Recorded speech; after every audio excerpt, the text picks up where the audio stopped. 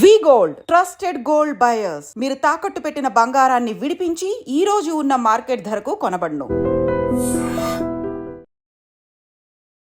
నమస్తే, welcome back to IT media. నేను మీ Jhansi. Corona మళ్ళీ వచ్చింది అనే వార్త అందరినీ భయభ్రాంతులకు గురిచేసింది. 2 తెలుగు రాష్ట్రాల ప్రజలు కూడా భయపడుతున్నారు. ఇప్పుడు మళ్ళీ కరోనా వస్తుందా, మళ్ళీ మ్యూటేషన్స్ రాబోతున్నాయా, మళ్ళీ లాక్డౌన్ వస్తే మన సిచ్యువేషన్ ఏంటి అని చెప్పి, మళ్ళీ కరోనా వచ్చే అవకాశం ఉందా, ఒకవేళ వస్తే దాన్ని మనం ఎలా ఫేస్ చేయాలి, ఈసారి ఎంత మ్యూటేషన్స్ ఎంత అది మనల్ని ప్రభావితం చేస్తుంది, ఈ విషయం తెలుసుకుందాం. ప్రస్తుతం అంతా ఉన్నారు జనరల్ ఫిజిషియన్ రామకృష్ణ గారు. నమస్తే సార్, ఎలా ఉన్నారు సార్? బాగుంది సార్. నిజంగా మళ్ళీ కరోనా వస్తే మన పరిస్థితి ఏంటి అంటారు? 2 లాక్డౌన్లకే మనం చాలా లో అయిపోయాము, ఫైనాన్షియల్గా కానీ చాలా ఇష్యూస్ ఫేస్ చేసాము. నిజంగా మళ్ళీ కరోనా వస్తుంది అంటారా? మీ పాయింట్ అసలు ఈ ప్రశ్నే తప్పండి. ఎందుకంటే కరోనా మళ్ళీ రావడం అనేది జరగల. అసలు 2019లో ఎప్పుడైతే మొదటిసారి కరోనా వచ్చిందో అప్పటి నుంచి ఇప్పటి వరకు ప్రతి సంవత్సరం కరోనా వస్తూనే ఉందండి, అందరికీ వస్తుంది. సో ప్రతి సంవత్సరం 2020 ఫస్ట్ వేవ్, సెకండ్ వేవ్, 21లో సెకండ్ వేవ్, ఈ 2 తీసేస్తే మిగతా టైంలో ప్రతి సంవత్సరం మనకు వచ్చే సీజనల్ ఇన్ఫెక్షన్, సీజనల్ ఫ్లూ ఇల్నెస్లు ఏదైతే ఉన్నాయో వాటిల్లో 15 నుంచి 20% ఇన్ఫెక్షన్స్ కరోనాలో వచ్చినవే. కానీ మనం టెస్ట్ చేయడం మానేసాం గనక కరోనా లేదు అనుకుంటున్నాం. ప్రజల దృష్టిలో ఏంటంటే జబ్బు ఎవరికైతే తీవ్రమై చనిపోతేనే అది కరోనా, చనిపోకపోతే మామూలు వైరస్ అనుకుంటున్నారు. కాదండి. ఇప్పుడు కరోనా వైరస్, ఫ్లూ వైరస్ లేక స్వైన్ ఫ్లూ వైరస్, ఈ వైరస్లో ఒకసారి వస్తే అవి పోవడం అంటూ ఉండదండి, మన చుట్టూనే ఉంటాయి. కానీ ఏంటంటే ప్రతి సీజన్లోనూ ఒక వైరస్కి వాతావరణానికి మధ్య జరిగే సంఘర్షణ వల్ల అందులో మ్యూటేషన్స్ జరిగి రూపాంతరం చెందుతూ ఉంటాయి. అలా రూపాంతరం చెందే ప్రక్రియలో అప్పుడప్పుడు కొన్నిసార్లు ప్రమాదకరంగా మారి వస్తూ ఉంటాయి. 4 సంవత్సరాలకు, 5 సంవత్సరాలకు, లేక 10 సంవత్సరాలకు, లేక 100 సంవత్సరాలకు ఒకసారి కూడా రావచ్చు. సో మనం ప్రమాదం అంటే ఏంటి? ఫర్ ఎగ్జాంపుల్ ఒక 10 మందికి ఆ ఇన్ఫెక్షన్ సోకితే అందులో కనీసం ఒక్కళ్ళైనా ఐసీయూ అడ్మిషన్ వరకు వెళ్ళే పరిస్థితి, అంటే కనీసం 10% కేసెస్ కానీ ఐసీయూ అడ్మిషన్ వరకు వెళ్తూ ఉన్నాయంటే అది చాలా ప్రమాదకరంగా ఉంటుందని అర్థం. సో కరోనా వైరస్ మళ్ళీ రావడం అనేది తప్పు. ఆల్రెడీ ఉంది, మన చుట్టూనే ఉంది. కానీ ఇప్పుడు ఏం చేశారు అంటే న్యూ వేరియంట్స్, అంటే కొత్త వేరియంట్స్, మ్యూటేషన్స్ వచ్చి కొన్ని కొత్తగా మార్పు చెంది కొత్త వేరియంట్స్ గా వచ్చాయి అని చెప్తున్నారు. కానీ అవి కూడా ట్రాన్స్మిషన్ కానీ, అంటే ఎక్కువగా స్ప్రెడ్ అవడం కానీ, లేకపోతే ప్రమాదకరంగా మారడం కానీ, ప్రాణాంతకరంగా మారడం కానీ ఎక్కువగా లేవు అనేది కూడా ఇప్పుడు వరకు ఉన్న ఎవిడెన్స్ చెప్తుంది. సో ఇది ఈ వేరియంట్ని, కొత్త వేరియంట్ని కొనుక్కున్నప్పుడు కొన్నిసార్లు న్యూస్లో వస్తూ ఉంటుంది, అది చూసి కరోనా మళ్ళీ వచ్చింది అంటారు. కరోనా ఎప్పటికీ మనతోనే ఉంటుంది, ఇంకో నెక్స్ట్ ఇయర్ కూడా మనతోనే ఉంటుంది. టెస్ట్లు ఎక్కువ చేస్తే కరోనా ఎక్కువ వచ్చినట్టు తెలుస్తుంది, టెస్టులు తక్కువ చేస్తే కరోనా తక్కువ వచ్చినట్టు తెలుస్తుంది. సో కరోనా కొత్తగా రాలేదు, ఆల్రెడీ ఉంది, కానీ కొత్త వేరియంట్ వచ్చింది. కానీ అది ప్రమాదకరంగా మారిన దాఖలాలు అయితే ఇప్పటి వరకు లేవు. సో 2020, 2021లో వచ్చినట్టుగా, ఎస్పెషల్లీ సెకండ్ వేవ్ ఏదైతే వచ్చిందో దాన్ని డెల్టా వేరియంట్ అంటారు ఆ వైరస్ని, అప్పుడు వచ్చినట్టుగా అయితే రావడం అనేది చాలా చాలా కష్టతరమైన పని. అది వన్స్ ఇన్ ఏ సెంచురీ, 100 సంవత్సరాల్లో ఒకసారి మాత్రమే అటువంటి పరిస్థితులు వచ్చింది. అది ఎంత ప్రమాదకరం అంటే అది చెప్పడానికి కూడా కష్టం అంత. కానీ అలాంటివి ఇప్పుడైతే కనిపించట్లేదండి. ఓకే సార్, అయితే ఇప్పుడు మనం 2 కోవిడ్ లక్షణాలను చూసాం కదా, ఇప్పుడు ఈ 3rd కోవిడ్ అనుకోవచ్చు. ఈ సిమ్టమ్స్ అనేవి ఎలా ఉంటాయి? 3rd కోవిడ్ ఆల్రెడీ వచ్చిందమ్మా, ఒమైక్రాన్ మధ్యలో 3rd వేవ్ కూడా వచ్చింది. కానీ 3rd వేవ్ ప్రమాదకరంగా రాలేదు కనుక వచ్చినట్టు ఎవరికి గుర్తు రాలేదు. 4th మ్యూటేషన్ అయితే 4th మ్యూటేషన్ కాదు, మధ్యలో చాలా సార్లు అది ప్రతి సంవత్సరం. ఇప్పుడు ఫర్ ఎగ్జాంపుల్ ఒక వైరస్ మనకు వస్తుంది, ఆ వైరస్ని బయటికి ఎలిమినేట్ చేయడానికి మన బాడీ కణాలని, యాంటీబాడీస్ని తయారు చేస్తుంది. సో వైరస్ అక్కడతో ఎండ్. నెక్స్ట్ టైం మళ్ళీ మనకు ఆ వైరస్ ఎట్లా ఎంటర్ అవుతుంది? కొత్త రూపాంతరం చెంది ఎంటర్ అవుతుంది, మ్యూటేట్ అయ్యి, న్యూ వేరియంట్. దాన్నే యాంటీజెనిక్ డ్రిఫ్ట్, యాంటీజెనిక్ షిఫ్ట్ అంటారు. అంటే వాటి స్ట్రక్చర్లో మార్పు చేసుకుని అవి మళ్ళీ వస్తూ ఉంటాయి. సో వేరియంట్స్ వస్తూనే ఉంటాయి, అది నిరంతర ప్రక్రియ. అది సంవత్సరంలో ఎన్నిసార్లు మ్యూటేట్ అవుతుంది, ఎన్నిసార్లు వస్తుంది అనేది. కానీ కొన్నిసార్లు ఎక్స్ట్రీమ్ వేరియేషన్ ఇన్ టెంపరేచర్ వచ్చినప్పుడు, పొల్యూషన్ ఉన్నప్పుడు, అంటే అది వేరియస్ ఫ్యాక్టర్స్ ఇన్ఫ్లుయెన్స్ చేస్తాయి. సో ఇందా చెప్పినట్టుగా వాతావరణానికి వైరస్కి మధ్య జరిగే సంఘర్షణ వల్ల ఈ కొత్త వేరియంట్స్ పుట్టుకుని వస్తాయి. సో అటువంటి క్రమంలో కొన్నిసార్లు యాక్సిడెంటల్గా డెడ్లీ వేరియంట్స్ వస్తాయి. కానీ డెడ్లీ వేరియంట్స్ రావడానికి ఛాన్స్ చాలా తక్కువ. It will be less than 0.5%. So second wave is deadliest.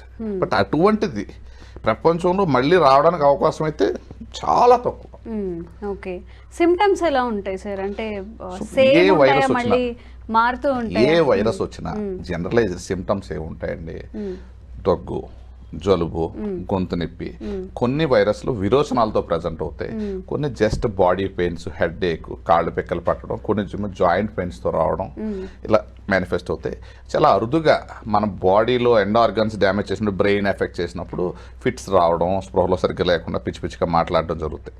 So A virus అయినా కూడా కేవలం ఫీవర్ను, బాడీ పెయిన్స్, దగ్గు, జలుబు ఇవి త్వరగా తగ్గట్లేదని చెప్పి మనం కంగారు పడుతూ ఉంటాం. అట్లనే ఈ టెంపరేచర్ చెక్ చేసుకుని ఆ టెంపరేచర్ యొక్క తీవ్రత, అంటే టెంపరేచర్ ఎక్కువ ఉంటే జబ్బు ఎక్కువ ఉన్నట్టు, టెంపరేచర్ తక్కువ ఉంటే జబ్బు తక్కువ ఉన్నట్టుగా మనం లెక్క పెట్టుకుంటాం. అది తప్పు.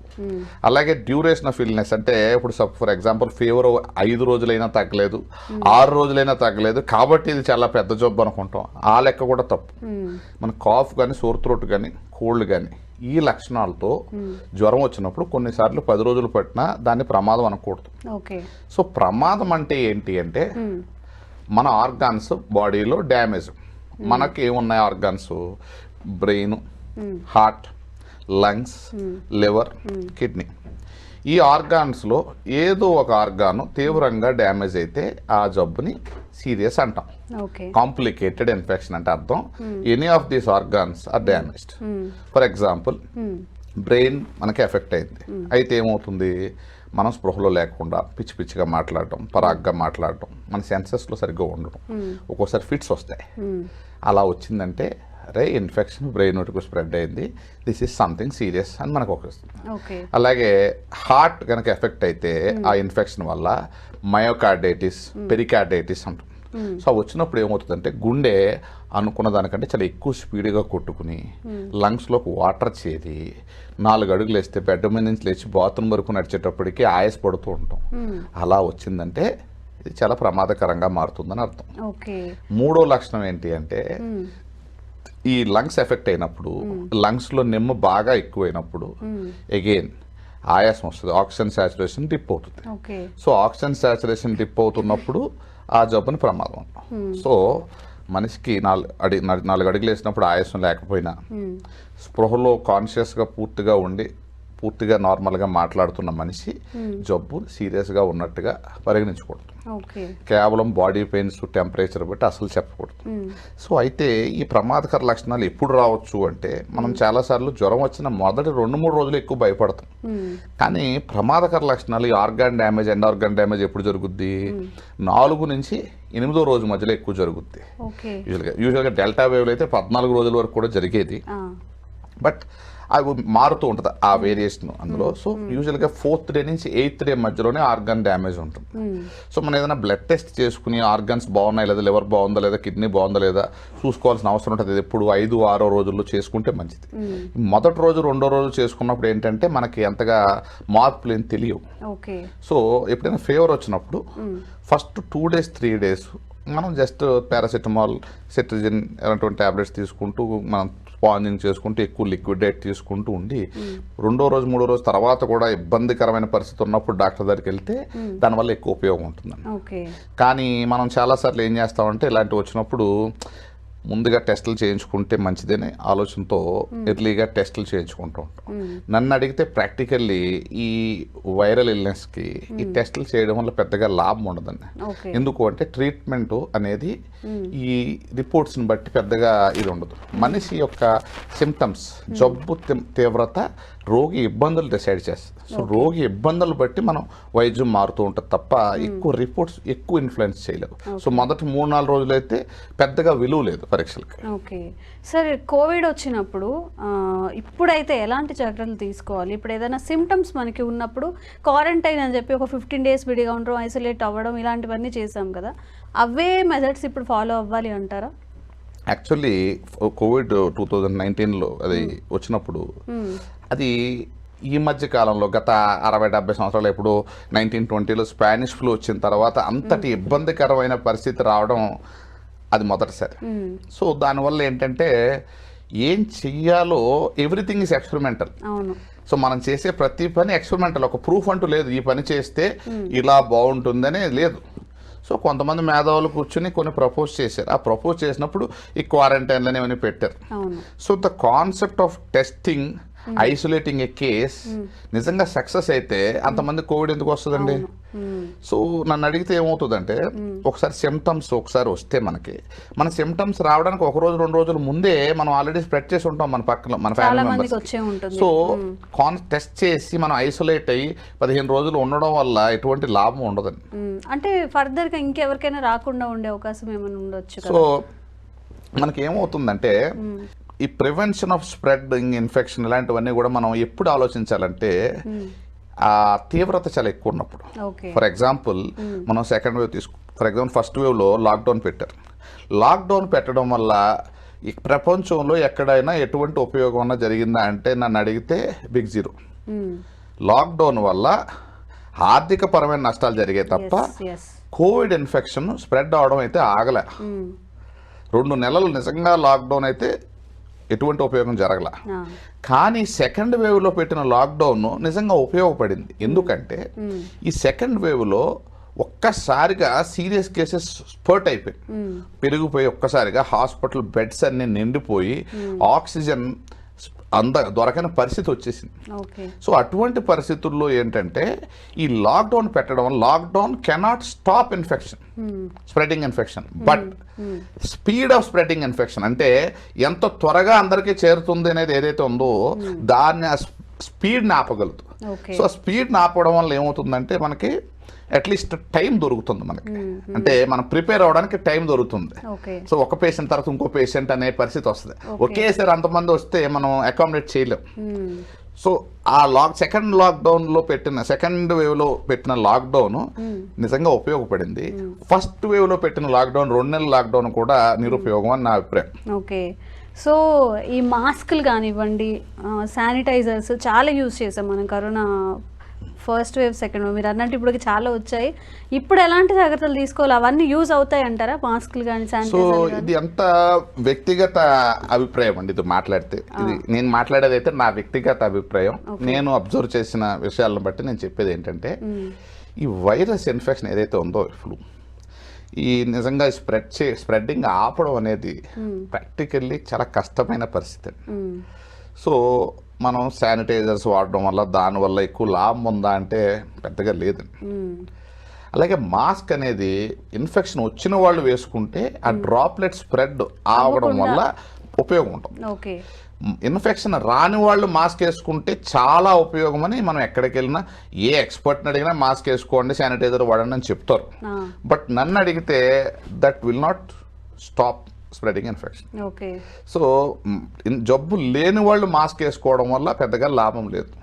కానీ మన ఆత్మసంతృప్తి కొరకు మనం జాగ్రత్తలు తీసుకుంటున్నాం, నేను ఏ తప్పు చేయలేదు అనిపించుకోవడం కొరకు హై రిస్క్ పేషెంట్స్ ఎవరైతే ఉంటారో లైక్ క్యాన్సర్ పేషెంట్లు, కీమోథెరపీ మీద ఉన్న వాళ్ళు, ప్రెగ్నెంట్ లేడీస్ కానీ, గుండె జబ్బులు ఉన్న పేషెంట్స్ కానీ, చాలా ఫ్రెజైల్గా ఉన్న పేషెంట్స్ ఎవరైతే ఉన్నారో అటువంటి వాళ్ళకి మాస్కులు ఇలాంటివన్నీ మనం ట్రై చేయడం తప్పలేదు. ఎందుకంటే రేపు పొద్దున్న ఏదైనా ఇన్ఫెక్షన్ అరే మనం చేసి ఉండాల్సిందనే బాధ. కానీ practically speaking normal person wearing mask will not decrease the spread of infection. ఎందుకంటే వైరస్ అనేది చాలా చిన్న particle, even microscope can't electron microscope లో కనిపించే పదార్థం మాస్క్ ఫిల్టర్ చేస్తుంది అనేది చాలా కష్టమైన. సో కొన్నిసార్లు వేరే N95 మాస్క్ ఇలాంటివి కూడా వచ్చాయి. కానీ నిజంగా ఇవన్నీ ఉపయోగం ఉంటే అంతమందికి ఎందుకు వస్తుంది first wave second wave covid? నన్ను అడిగితే almost 90% population is infected in 2021 some or other time. ఈ మెథడ్స్ అన్ని నిజంగా ప్రొటెక్ట్ చేయగలిగితే అప్పుడు అంతమందికి వచ్చి ఉండకూడదు. అవును. సో ఇవన్నీ నన్ను అడిగితే అంతగా ఇది కాదు. అసలు ఇటు జబ్బు గురించి మనం కేవలం డెత్ రేట్ పెరిగినప్పుడు, అంటే ఫర్ ఎగ్జాంపుల్ చైనాలో వచ్చింది, సింగపూర్లో వచ్చింది అని చెప్తున్నారు. సో ఎంతమందికి వచ్చింది, ఎంతమంది క్రిటికల్ అవుతున్నారు? క్రిటికల్ అంటే అర్థం ఏంటి అంటే లంగ్స్ కానీ హార్ట్ కానీ బ్రెయిన్ కానీ ఏదో ఆర్గాన్ పాడవడం. సో అలా పాడయి ఐసీయూలో అడ్మిట్ అవ్వడం అనేది పరిస్థితి వస్తే అప్పుడు మనకు అది important. So how many percentage of patients infected with this virus are getting admitted in ICU because of organ dysfunction. అలా జరిగితే మనం ఎక్కువ భయపడాల్సిన అవసరం ఉంటుంది. సో యాజ్ ఆఫ్ నౌ ఎక్కడైతే వేరియంట్ వచ్చిందో అక్కడెక్కడ కూడా ఇంత తీవ్రత అయితే రాలా. సో మనం అసలు జలుబే రాకుండా ఆపడం అనేది జరగని పని. సో జలుబు రాకూడదు, నాకు దగ్గు రాకూడదు అనుకోవడం చాలా కష్టమైన పని. సో ఇవన్నీ నన్ను అడిగితే అతి జాగ్రత్తలు. ఓకే. సో అసలు ఏం చేయాలంటారు మరి? ఇప్పుడు ఎవరికైనా కరోనా డిటెక్ట్ అయింది అనుకోండి, మన ఫ్యామిలీలో కానీ ఎక్కడ వర్క్ చేసే దగ్గర, వాళ్ళు ఎలాంటి జాగ్రత్తలు పాటించాలి? ఇప్పుడు ఈ మీరు ఏవి మాస్క్ కానీ ఇదంతా వచ్చిన తర్వాత ఇక్కడ ఏంటంటే మన బాడీని ప్రిపేర్ చేసుకోవడం చాలా ఇంపార్టెంట్. అంటే ఇన్ఫెక్షన్ అనేది సీజనల్గా, ఇవన్నీ సీజనల్గా వచ్చే జబ్బులు. ఓకే. ఎప్పుడూ ఒకసారి లాటరీ టికెట్ వెళ్ళినట్టు మనకి కొన్ని ప్రమాదకర వేరియంట్లు వస్తాయి. స్వైన్ ఫ్లూ వస్తుంది 2008-9లో ఒకసారి వచ్చింది, 2014లో ఒకసారి స్వైన్ ఫ్లూ బాగా ఇబ్బంది పెట్టింది. సో కొన్నిసార్లు మాత్రం ఇలా ప్రమాదకరంగా వస్తాయి. సో మన బాడీని ప్రిపేర్ చేసుకోవాలి. సో ఎవరు ఎక్కువగా ఈ ఇన్ఫెక్షన్ తీవ్రతకు లోన్ అవుతారు అంటే ఎవరైతే ఎక్కువగా కూర్చుని ఉంటారు, ఫిజికల్గా యాక్టివ్, మానసికంగా సుఖపడి శారీరకంగా కష్టపడిన వాళ్ళకి తక్కువ వస్తుంది. మానసికంగా కష్టపడి శారీరకంగా నిద్ర సరిగ్గా లేకుండా నైట్ షిఫ్ట్లు చేసే వాళ్ళకి, దాని తర్వాత కూర్చుని తినే వాళ్ళకి, ఎటువంటి శారీరక వ్యాయామం లేని వాళ్ళకి, సరైన నిద్ర లేని వాళ్ళకి, జంక్ ఫుడ్ తినే వాళ్ళకి ఈ ఇన్ఫెక్షన్ తీవ్రత ఎక్కువగా వచ్చే అవకాశం ఉంటుంది. సో ఒక మనిషి బాగుండాలంటే సరైన ఆరోగ్య నియమాలు పాటిస్తే మనం ఈ న్యూస్లు చూసి భయపడాల్సిన అవసరం అయితే ఉండదు. సో మంచి నిద్ర, మంచి ఎక్సర్సైజ్. మంచి ఎక్సర్సైజ్ అంటే ఏంటి? వాకింగ్ కాదండి. Walking is not exercise.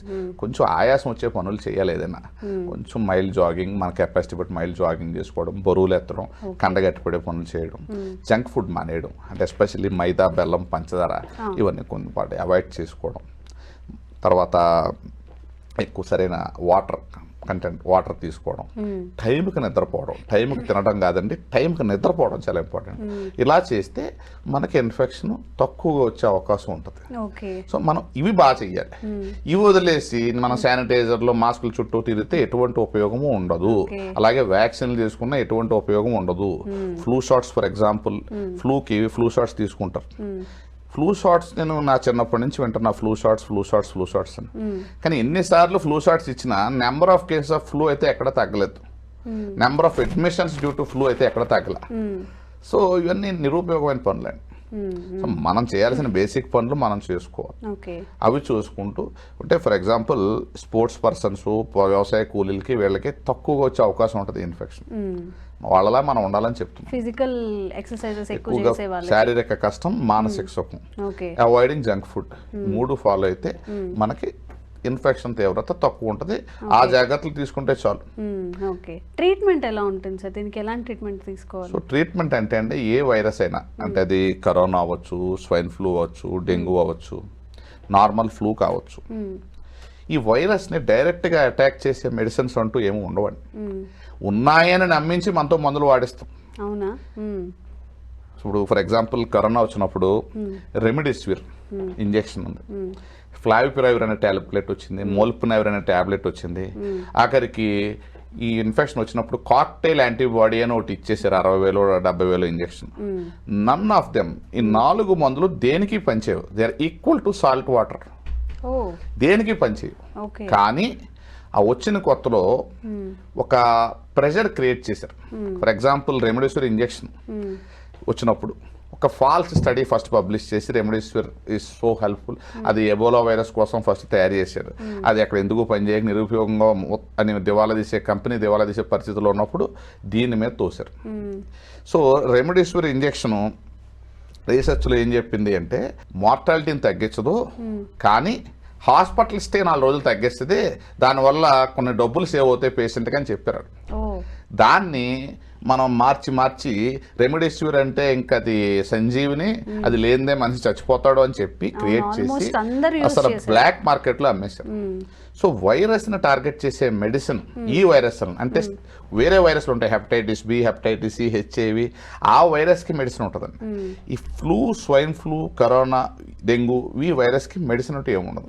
So ఈ ఎర్లీ డిటెక్ట్ చేయడం, దాన్ని ఎర్లీ డిటెక్షన్ అండ్ ట్రీట్మెంట్ ఏదైతే అనుకుంటారో ఆ కాన్సెప్ట్ తప్పు. ఆ జబ్బు తీవ్రత బట్టి ట్రీట్మెంట్ చేస్తూ ఉండాలి. సో యాక్చువల్గా ఈ వైరస్ మన ఒంట్లోకి వెళ్ళినప్పుడు అసలు జరిగే ప్రక్రియ ఏంటి, ఎందుకు కొంతమందికి సీరియస్ అవుతుంది, కొంతమందికి సీరియస్ కాదు, ఈ కాన్సెప్ట్ చాలా ఇంపార్టెంట్. ఫర్ ఎగ్జాంపుల్, నా బాడీలోకి వైరస్ దూరింది, నా బాడీ ఏం చేస్తుంది, ఆ వైరస్ని తరిమేయడానికి చూస్తుంది. సో ఆ ప్రక్రియలో నా బాడీ ఓవర్గా రియాక్ట్ అయ్యి ఎక్సెస్ యాంటీబాడీస్ తయారు చేసినప్పుడు ఆ వైరస్ ఏం చేస్తుంది అంటే అది కూడా తప్పించుకోవడానికి ట్రై చేస్తుంది. తప్పించుకోవడానికి ట్రై చేసినప్పుడు మాలిక్యులర్ మిమిక్రీ అంటారు. అంటే ఏంటంటే ఫర్ ఎగ్జాంపుల్ డెంగ్యూ తీసుకున్నాం అనుకోండి, అది ప్లేట్లెట్స్ ఎట్లా ఉన్నాయో ఆ రకంగా ఆ వైరస్ తయారవుతుంది. తయారై it will hide in the name of platelets. So మన యాంటీబాడీస్ వెళ్ళి వైరస్ని అటాక్ చేయబోయి ప్లేట్లెట్స్ని కొడతాయి. చికెన్ గన్యా వైరస్ ఉంది, జాయింట్ మెంబ్రెయిన్ లాగా, so it will attack joint. అలాగే కరోనా వైరస్ లంగ్ ప్యారన్కేమా మిమిక్ చేస్తుంది. సో అక్కడ అలాగే కరోనా వైరస్ డెడ్లీ వేరియంట్, ఈ సెకండ్ వేరియంట్ వచ్చినప్పుడు ఏమైందంటే ఈ యాంటీబాడీ ప్రొడక్షన్ ఎక్కువైపోయి ఈ యాంటీబాడీస్ ఎక్కువ రిలీజ్ అయ్యి ఆ యాంటీజెన్ వైరస్ని టార్గెట్ని హిట్ చేసినప్పుడు కొన్ని కెమికల్స్ రిలీజ్ అవుతాయి. ఆ కెమికల్స్ రిలీజ్ అయినప్పుడు ఆ ఎక్సెస్ రిలీజ్ అయిపోతాయి, దాన్ని సైటోకైన్ స్టార్మ్ అంటారు బాడీలో. అవి మన బాడీని డ్యామేజ్ చేసేస్తాయి. అంటే మన ఒంటి మీద మనం పెట్రోల్ పోసుకొని కాల్చుకున్నట్టు. సో ఆ యాంటీబాడీ ప్రొడక్షన్ ఎక్కువైపోయినప్పుడు ఏమవుతుందంటే ఈ blood clotting capacity, bleeding capacity, ఇదంతా ఒక పద్ధతిలో జరిగే ప్రక్రియ ఏదైతే ఉందో అది బ్రేక్ డౌన్ అయిపోతుంది. సో మెల్లమెల్లగా ఏమవుతుందంటే that will lead to DIC అంటారు, డిసెమినేటెడ్ ఇంట్రాస్యులర్ కోయాగులేషన్ అంటారు. అలా ఆర్గన్ డ్యామేజ్ అయ్యి డెత్ అయ్యే అవకాశం ఉంటుంది. కొన్నిసార్లు ఏమవుతుంది అంటే ఈ మాలిక్యులర్ మిమిక్రీ ఏదైతే జరిగినప్పుడు ఈ రక్తనాళాలు ఉంటాయి, ఈ రక్తనాళాల లోపల పొర ఏదైతే ఉంటుందో దానికి అనుకూలంగా వైరస్ రూపాంతరం చెందుతుంది. రూపాంతరం చెందినప్పుడు యాంటీబాడీస్ వెళ్ళి వైరస్ని కొట్టబోయి మన రక్తనాళాలను కొట్టేసినప్పుడు ఏమవుతుంది, ఆ ఇంజరీ అయ్యి రక్తనాళం ఎప్పుడైతే ఇంజరీ అవుద్దో బాడీ కాంపన్సేట్ చేస్తూ అక్కడ క్లాటింగ్ క్రియేట్ చేస్తుంది. సో దానివల్ల రక్తనాళాల్లో బ్లడ్ క్లాట్స్ వస్తాయి. సో అందుకే చాలా మందికి ఈ హార్ట్ అటాక్స్ రావడం, అలాగే తుంటి జాయింట్ పాడైపోవడం జరిగింది. కానీ చాలా మంది ఏం చెప్పారు, తుంటి జాయింట్ స్టెరాయిడ్ వాడడం వల్ల పాడైంది అన్నారు. తుంటి జాయింట్ స్టెరాయిడ్ వాడడం వల్ల కాదు, వైరస్ మూలానే జరిగింది. ఏ వాస్కులర్ నెక్రోసిస్ ఆఫ్ హిప్. అలాగే ఏదైతే హార్ట్ అటాక్ వచ్చిందో ఇది కూడా మన యాంటీబాడీస్ వెళ్ళి ఆ రక్తనాళాలను అటాక్ చేయడం వల్ల క్లాట్ ఫార్మేషన్ జరిగింది. అలాగే బ్లాక్ షుగర్ కూడా ఫామ్ అయింది. ఈ షుగర్ రావడం అనేది ఏంటంటే 2-3 కారణాలు ఉంటాయి. ఈ షుగర్కి ఏంటంటే ఈ వైరస్ కొన్నిసార్లు ప్యాంక్రియాస్ని అటాక్ చేసి ప్యాంక్రియాస్ ఇన్ఫ్లమేషన్ వస్తుంది, దానివల్ల వచ్చింది. 2, any stressful condition, any infectious condition వచ్చినప్పుడు ఆ స్ట్రెస్కి కెమికల్స్ రిలీజ్ అయినప్పుడు ఇంటర్లూకిన్స్, సైటోకైన్ స్టార్మ్ వచ్చినప్పుడు షుగర్స్ ఫ్లక్చుయేట్ ఎక్కువ అవుతాయి. దానికి తోడు మనం ఆ ట్రీట్మెంట్లో ఎంత కొంత స్టెరాయిడ్ వాడుతూ ఉంటాం, జబ్బు తీవ్రత ఎక్కువ ఉన్నప్పుడు వాడినప్పుడు ఈ షుగర్స్ పెరుగుతాయి. సో షుగర్ కంటే కూడా ఎక్కువ ఈ ఆటో యాంటీబాడీస్ వచ్చి రక్తనాలను అటాక్ చేసి హార్ట్ అటాక్స్ కలిగించడం, అలాగే ఈ తుంటి జాయింట్లు పాడవడం, ఇలాంటివన్నీ జరిగినాయి. అలాగే సెకండ్ వేవ్ లో కొన్నిసార్లు బ్లాక్ ఫంగస్ వచ్చింది. ఆ బ్లాక్ ఫంగస్ రావడానికి కారణం ఏంటంటే ఈ CD4 కౌంట్ అనే ఈ CD4 కౌంట్ అనేది ఈ కణాలు ఉంటాయి. ఈ CD4 కౌంట్ ఏదైతే హెచ్ఐవి వైరస్ ఎఫెక్ట్ చేస్తుందో ఆ CD4 కౌంట్ని తగ్గించేస్తుంది హెచ్ఐవి వైరస్. ఆ CD4 కౌంట్ని ఆ కణాలని ఈ మన యాంటీబాడీస్ వెళ్ళి వైరస్ ఏదైతే మన బాడీలో యాంటీబాడీస్ని స్టిమ్యులేట్ చేసి వాటి మీదకి ప్రయోగించింది. ఓకే. సో ఆ కణాలు పడిపోవడం వల్ల మన ఇమ్యూనిటీ తగ్గిపోయి ఒక సడన్గా బ్లాక్ ఫంగస్, మ్యూకర్మైకోసిస్ ఇన్ఫెక్షన్స్ ఎక్కువ వచ్చేసి, ఎప్పుడైతే ఈ ఇన్ఫెక్షన్ తీవ్రత తగ్గిపోయిందో, ఈ కరోనా తీవ్రత తగ్గిపోయిందో, ఆటోమేటిక్గా మిరాక్యులస్గా హీల్ అయిపోయినాయి. ఓకే. మ్యూకర్మైకోసిస్ నార్మల్గా డయాబెటిక్ పేషెంట్స్కి వాళ్ళకి వస్తుంది, అవైతే తగ్గవు అసలు, క్యాన్సర్ పేషెంట్స్కి వాటికి. ఇందులో చాలా మందికి తర్వాత మిరాక్యులస్గా తగ్గిపోయింది. సో ఏంటంటే ఆ 2020-21లో జరిగిన చాలా పరిణామాలు ప్రపంచానికి కొత్త. So many things are experimental.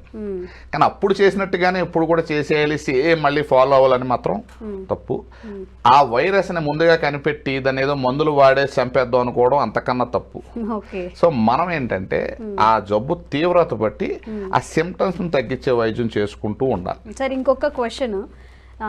ఒకవేళ మనం అలా అనుకోవద్దు, ఒకవేళ ఇప్పుడు కూడా అంత సీరియస్ కేసెస్ ఫామ్ అయితే, ఇప్పుడు కోవాక్సిన్, కోవిషీల్డ్ ఎలా అయితే వ్యాక్సిన్స్ ఇచ్చారో, ఇప్పుడు మనం రెడీగా ఉన్నామా వేరే వ్యాక్సిన్స్ ఏమైనా తీసుకోవడానికి మన దగ్గర? అసలు నన్ను అడిగితే వ్యాక్సిన్ ఇటువంటి వైరస్లకి పనిచేయదండి. ఎందుకంటే ఈ రూపాంతరం చెందుతూ ఉంటాయి, 15 రోజులకు ఒకసారి, నెల రోజులకు ఒకసారి మ్యూటేట్ అయిపోతాయి. ఫర్ ఎగ్జాంపుల్ ఒక వైరస్కి వ్యతిరేకంగా వ్యాక్సిన్ తయారు చేస్తే ఆ వైరస్ అది ల్యాబ్లో ఆ వ్యాక్సిన్ తయారు చేసి మ్యానుఫ్యాక్చర్ చేసి బయటకు వచ్చే టైంకి ఆ పర్టికులర్ వైరస్ ఇక్కడ సొసైటీ ఉండదు, అది మారిపోయి కొత్త వైరస్ వచ్చేస్తుంది. సో ఫ్లూ వైరస్కి, కరోనా వైరస్కి వ్యాక్సిన్ అనేది ప్రాక్టికల్లీ అంత పాసిబుల్ కాదండి. సో వ్యాక్సిన్ తీసుకుంటే ఇన్ఫెక్షన్ రాదు అనేది తప్పు. నన్ను అడిగితే ఇన్ఫెక్షన్ వచ్చినా మనకి ఏం కాకుండా ఉండాలని మనం ప్రిపేర్ చేసుకోవాలి బాడీని. సో ఇప్పుడైతే యాజ్ ఆఫ్ నో వరీ కావాల్సిన విషయాలు అయితే ఏమీ కనిపించట్లేదు. So let us not panic. మామూలుగా ఇప్పుడు ఉన్నట్టుగా అందరూ అప్రమత్తత ఇది ఏదైనా మాట్లాడుతూ ఉంటారు. అప్రమత్తత ఏమీ అవసరం లేదు, మామూలుగానే ఉండాలి. అందరూ హ్యాపీగా నిద్రపోండి, జంక్ ఫుడ్ మానేయండి, సంతోషంగా ఉండండి, హ్యాపీనెస్ హార్మోన్స్ని పెంచుకోవాలా, ఎక్సర్సైజ్ చేయాలా, మంచిగా నిద్రపోవాలా, చాలు. ఇవే ద బెస్ట్ ఇమ్యూనిటీ ఇచ్చే. కరోనా మెడిసిన్ అంటారు. ఇమ్యూన్ బూస్టర్స్ అని ఇవన్నీ రకరకాల మందులు అమ్మేస్తారు, అవన్నీ ఏం అవసరం లేదు. సంతోషం, నిద్ర, exercise, avoiding junk food. But అదే లేవు కదా సార్, ఇప్పుడు నిద్ర లేదు. సో నన్ను అడిగితే ప్రజలు అసలు కరోనా గురించి న్యూస్ చదవడం మానేస్తే మంచిది. అవునా? మొత్తానికి చదవడం మానేస్తే పానిక్ అవ్వకుండా ఉంటారు. లేదంటే మామూలు జలుబుకు కూడా పాపం చాలా మంది అన్నెసరీగా డబ్బులు ఖర్చు పెట్టే పరిస్థితి వచ్చేస్తుంది. సార్ కానీ కేసెస్ ఉన్నాయి అని చెప్తున్నారు కదా, అసలు హైదరాబాద్ లో ఒక కేసు ఉందని చెప్తున్నారు. నేను అనేది ఏంటంటే మీకు చెప్పేది ఫస్టే చెప్పాను, ప్రతి సంవత్సరం 2022, 2023, 2024 ఈ 3 సంవత్సరాల్లో వచ్చిన సీజనల్ ఇన్ఫెక్షన్స్లో 15-20% ఇన్ఫెక్షన్స్ కరోనా వల్ల వచ్చినవే. కానీ మనం టెస్ట్ చేయలేదు కనుక మనం కరోనా లేదు అనుకుంటున్నాం. ఇప్పుడు టెస్ట్ చేస్తే కరోనా ఉంది అనుకుంటున్నాం, అంతే తేడా. కానీ ఇక్కడ కొత్త వేరియంట్ వచ్చింది, అది న్యూస్. సో బట్ అంత డేంజరస్ గా లేదు. డేంజరస్ గా ఉందని ఎప్పుడు చెప్పుకోవాలా? డెత్ రేట్ గానీ number of patients getting admit in ICU ఎక్కువైనప్పుడు, జస్ట్ బికాస్ ఎక్కువ మందికి వస్తే అది ప్రమాదం కాదు, ఎక్కువ మందిని ఐసీయూలో జాయిన్ అయ్యేలా చేస్తే అది ప్రమాదం. సో అది important. So sedentary life style, కూర్చొని పనిచేసే వాళ్ళకి, ఫిజికల్ ఎక్సర్సైజ్ లేని వాళ్ళకి కరోనా వచ్చే ఛాన్సెస్ ఉంటుందంట. చక్కగా ఫిజికల్ ఎక్సర్సైజ్, చక్కగా నిద్ర, మంచి ఫుడ్ తీసుకుంటే కనుక మనకి మెడిసిన్ కొంతవరకు తగ్గించి ఇదే మనకి బూస్టర్గా పనిచేస్తుంది అని చెప్తున్నారు. సో పానిక్ అవ్వకుండా, మనకి ఇప్పుడు అంత కేసెస్ ఎక్కువ అవ్వలేదు, డెత్ రేట్ లేదు. ఒకవేళ ఐసీయూ వరకు తీసుకెళ్తే మనం భయపడాల్సిన అవసరం వస్తుంది అని చెప్తున్నారు. సో ఈ జాగ్రత్తలన్నీ పాటించండి. Thank you sir, thank you so much. Sir, one life lesson what medicine has taught you. Whatever you can do without expecting. But I really believe మన పాజిటివ్ యాటిట్యూడ్ ఉంటేనే మనం ఏదైనా సాధించగలం. గట్ని మనం కరెక్ట్ గా డీల్ చేసినట్లయితే అది మనకి పాజిటివ్ హార్మోన్స్ ని రిలీజ్ చేస్తుంది. షుగర్ వచ్చిన వాళ్ళ పరిస్థితి ఏంటి? పొట్ట దగ్గర పెరిగితే దాన్ని ఆండ్రాయిడ్ అంటారు, ఆండ్రాయిడ్ ఫోన్ కదా. అసలు థాట్స్ ఎందుకు వస్తాయి? బ్రెయిన్ డెడ్ అంటే దానికి ప్రపంచం అంతా కూడా కొన్ని నిర్దిష్టమైనటువంటి లక్షణాలు ఉంటాయి. మానసికంగా ధైర్యంగా ఉంటే క్యాన్సర్ జయించవచ్చు. You are a doctor for a cause sir, అంతే. వాళ్ళకి వచ్చిన ఆదాయం కాకుండా ఫ్రీ సర్వీస్ ఎంతమందికో చేస్తుంది.